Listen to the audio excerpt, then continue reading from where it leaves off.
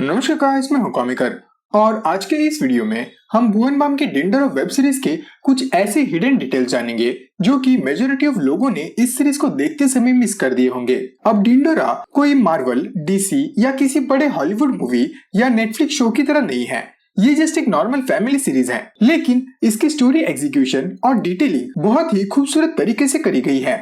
भुवन balm India के one of the best content creator माने जाते हैं एंड वो क्यों माने जाते हैं वो हमें इस सीरीज के थ्रू पता चली गया है। ऑल्सो भुवन ने थ्रू आउट द सीरीज में अपने पुराने वीडियोस के ऐसे बहुत से ईस्टर एग्स रेफरेंसेस दिए हैं जिस पर आपकी शायद नजर पड़ी होगी। तो चलिए एपिसोड 1 से शुरू करते हैं। अब एपिसोड 1 की शुरुआत में जब हम भुवन और उसकी फैमिली को उनके घर पर देखते हैं, उस वक्त वहाँ टीवी चल रहा होता है जिस पर अनुपम सोनी का कैमियो चल रहा होता है। एंड इस सीन को अगर आपने ध्यान से देखा होगा तो टीवी के बॉटम लेफ्ट कॉर्नर पर लिखा होता है 180 किलोमीटर डिस्टेंस कवर्ड। अब अगर आपने क्राइम पेट्रोल जैसी सीरीज देखी है तो आपको पता होगा कि अनुप सोनी कभी भी अपनी लाइन एक ही जगह पर खड़े रहकर नहीं बोलते, वो हमेशा चलते हुए बोलते हैं और इसी चीज का मजाक बनाते हुए नीचे लिखा गया है डिस्टेंस कवर्ड 180 किलोमीटर। नेक्स्ट जब भुवन कॉलेज में बैंड ऑडिशन में पहुंचता है तब हमें देवराज पटेल का कैमियो देखने को मिलता है। अब आपको देवराज पटेल नहीं पता तो मैं आपको बता दूं, ये वही है जिसका दिल से बुरा लगता है भाई। ये वाला मीम इंटरनेट की दुनिया में बहुत ही ज्यादा फेमस है। इसके बाद जब बबलू जी अपने बॉस के कैबिन में होते हैं तब उनके पीछे दीवार पर कुछ फ्रेम्स होती हैं जिन पर फनी वे में कोट्स की जगह मीम्स लिखे होते हैं, जिनमें से एक पर Ben Stokes by Virat Kohli लिखा है। नेक्स्ट फ्रेम पर इंग्लिश वॉवल्स लिखे होते हैं, लेकिन उसके साथ बाय तुषार कपूर लिखा है, जो तुषार कपूर के गोलमाल वाले कॉमेडी को दिखाने का एक बहुत ही अच्छा तरीका है। और फाइनली उसके बगल वाली फ्रेम में वेल प्लेड बॉयज लिखा है, जिसके नीचे किसका नाम है वो क्लियरली दिखाई तो नहीं दे रहा है, लेकिन ये मीम पाकिस्तानी कैप्टन सरफराज अहमद के कमेंट्री पर बना था और ये बहुत ही ज्यादा फेमस भी हुआ था। अब फर्स्ट एपिसोड के एंड में जब बबलू जी का लॉटरी लगती है तब वहाँ उनके पीछे बैकग्राउंड में एक पोस्टर होता है जिस पर भुवन बाम अमिताभ बच्चन के लुक में सेम एक्सप्रेशन के साथ खड़ा होता है, जो कौन बनेगा करोड़पति का रेफरेंस है। अब बात करते हैं एपिसोड 2 की। तो एपिसोड 2 के अंदर जब बेंचो हॉस्पिटल का फॉर्म भर रहा होता है तब वहाँ मेडन नेम लिखा होता है, पर बेंचो मेडन नेम को मेड समझता है और बोलता है मेडन नेम मेड का नेम कांताबाई, इसमें काम वाली आंटी का नाम क्यों लिखना है बेंच?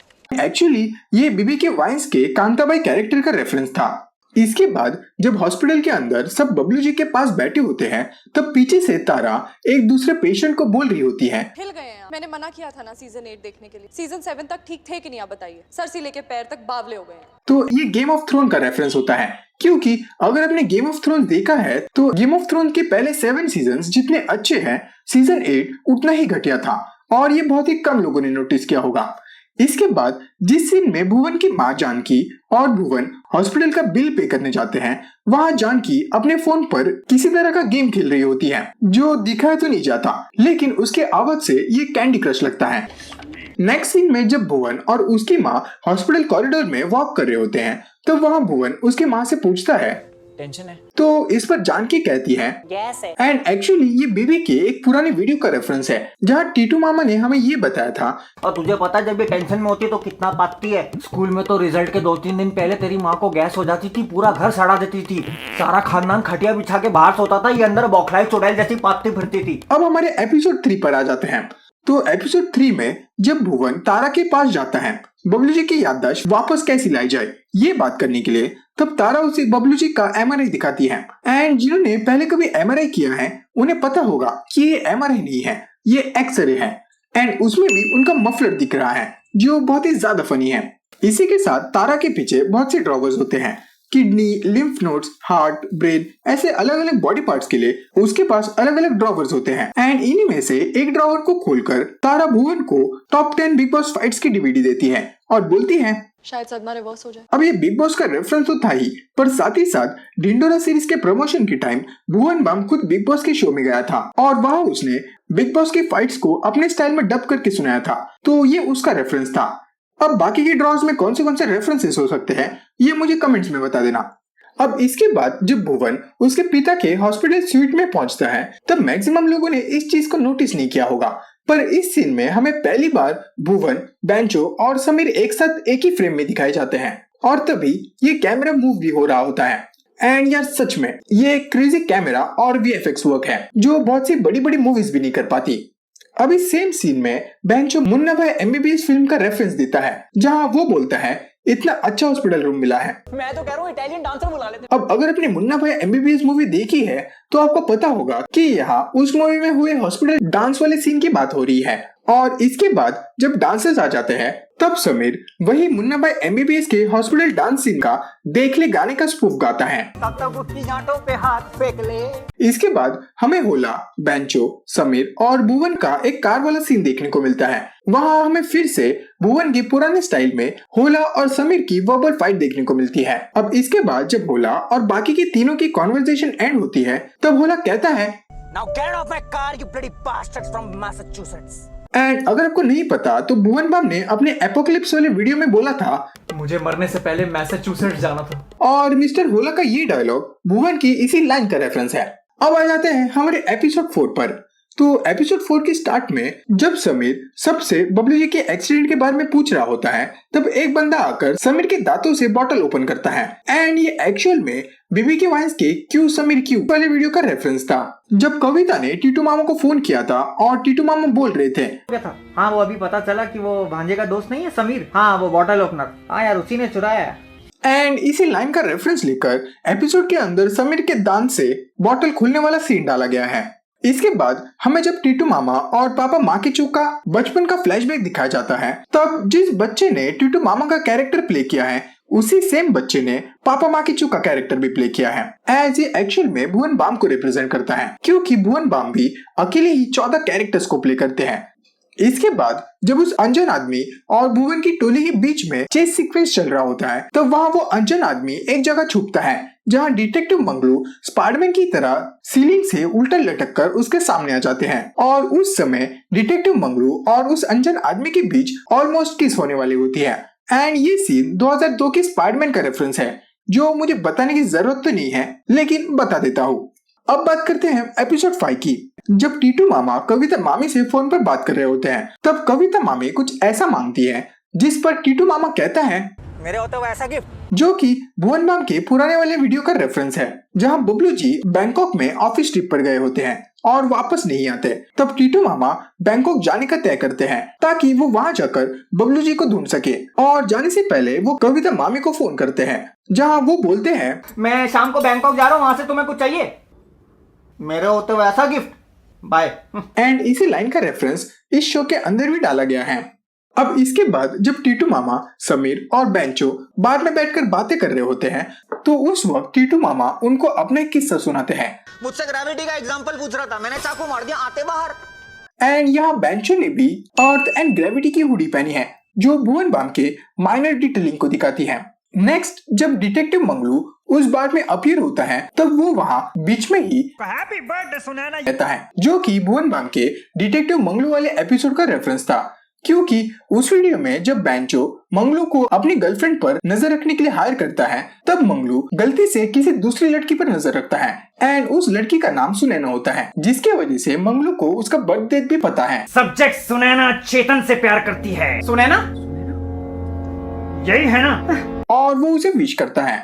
अब बात करते हैं एपिसोड 6 की।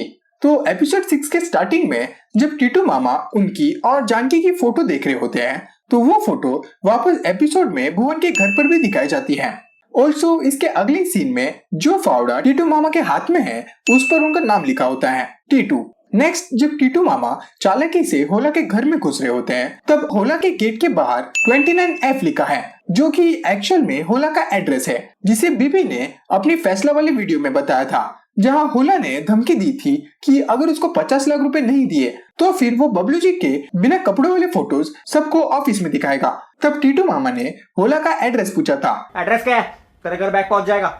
29F जनकपुरी। 29F वो बैग पहुंचा दियो। अब बात करते हैं एपिसोड 7 की। तो बबलू जी जब भुवन को अपना फ्लैशबैक समझा रहे होते हैं कि कैसे उन्हें सब कुछ याद था एंड कैसे उन्होंने जब लॉटरी वाले को कॉल करके लॉटरी के बारे में बताया तब उन्हें 11 करोड़ का नहीं बल्कि 11,000 के फ्रिज जीतने के बारे में पता चलता है। तो ये लाइन सीरीज के स्टार्टिंग से ही बार बार फोरशैडो करी जा रही थी जब उन्होंने अपनी पत्नी को बताया था। क्या जीता? Cooker, fridge. जब उन्होंने होला को बताया था क्या निकला साबुन के पैकेट में से? Fridge, cooker. ऑल्सो जब भुवन को बताया जाता है तब वो भी सेम फ्रिज वाला मजाक करता है। क्या जीता, कुकर, फ्रिज या चांदी का सिक्का? ऑल्सो जब बबलू जी टॉयलेट सीट में बैठने जाते हैं तब उनके पीछे के दीवार पर बहुत सी चीजें लिखी होती है एंड उनमें से एक पर लिखा होता है आह से आ तक, जिनमें से पहला आ तो टॉयलेट करने की बात की खुशी का है एंड सेकंड आ जाने दो, उतने तो आप समझदार हो ही।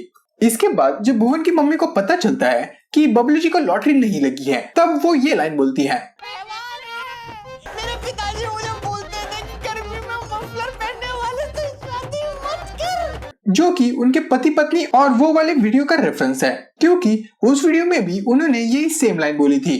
काश मैं अपने पिताजी की बात सुन लेती। उन्होंने मुझे कहा था कि इससे शादी मत करो, फिर भी उनसे लड़के इससे शादी कर ली। अब ये जो नेक्स्ट हिडन डिटेल है वो असल में एक फैक्ट है। तो एपिसोड 7 के एंड में जो टूटा एक तारा सॉन्ग है वो भुवन बाम ने अपने रियल लाइफ में 4 साल पहले लिखा था और उसने इसी सॉन्ग के लिरिक्स को 4 साल पहले अपने ट्विटर पर भी ट्वीट किया था। अब फाइनली एपिसोड 8 की बात कर लेते हैं। अब एपिसोड 8 के स्टार्टिंग में ही जब टीटू मामा डॉक्टर के पास अपनी किडनी बेचने के लिए जाते हैं तब उस डॉक्टर के डेस्क पर डॉक्टर विक्रम लिखा होता है, जिसका नाम तारा एपिसोड 3 के टाइम पर बोलती है। डॉक्टर विक्रम कह रहे थे 2-3 दिन में डिस्चार्ज भी कर सकते हैं। ऑल्सो उसके पीछे एक एक्सरे भी है जो बबलू जी का ही है, जो कि उसी सेम एपिसोड में से है। नेक्स्ट एक स्ट्रीट पर इंश्योरेंस कंपनी का एक बोर्ड दिखाया जाता है जिस पर लाइफ की ले लो एंड डॉट डॉट करके गारंटी लिखा है, जो कौन से कॉन्टेक्स्ट में है वो आप तो समझ ही गए होंगे। ऑल्सो ये वही इंश्योरेंस कंपनी है जहाँ बबलू जी काम करते हैं, क्योंकि ये सेम बोर्ड हमने उनके ऑफिस में भी देखा था। नेक्स्ट जब भुवन तारा को प्लेन में सरप्राइज देने जाता है तब तारा के हाथ में एक बुक होती है जिस पर how not to vomit at 35,000 feet लिखा है, जो कि हमें ये बताता है कि तारा असल में एयरप्लेन में ट्रेवल करने में कंफर्टेबल नहीं है। ऑल्सो अगर आप इस बुक को गूगल करोगे तो आपको ये बुक गूगल पर कहीं पर भी नहीं मिलेगी, क्योंकि भुवन ने इसे अपने बाकी के टी शर्ट्स और आइटम्स की तरह स्पेसिफिकली इसी सीरीज के लिए बनाया है। इसके बाद जब एंडिंग में टीटू मामा पापा माँ के चुके पैसे लौटाने के लिए उसके पास जाता है तब वहाँ एक स्केलेटन लटका होता है जो उसी आदमी का है जो हमें पिछले एपिसोड में दिखाया गया था, क्योंकि उसके मुंह में वही सेम रुमाल है जो ये चिच्चा उसका मुंह बंद करने के लिए डालता है। अब वैसे तो इस सीरीज में बहुत ही भर भर के डिटेल्स एंड रेफरेंसेस थे, लेकिन ऐसे सारे एपिसोड्स का एक कंबाइंड वीडियो था तो मैंने इसमें बस कुछ ही डिटेल्स को इंक्लूड किया। अब इसके अलावा भी अगर आपने कोई डिटेल नोटिस करी होगी तो हमें कमेंट्स में जरूर बता देना। तो बस आज के लिए इतना ही, मिलते हैं अगली वीडियो में। I come in my money flip like 1, 2, 3. Fly around the world down to New Delhi. Yeah, while all of a sudden they wanna act like we friends. Probably cause they see me riding in a brand new Benz like Zoom.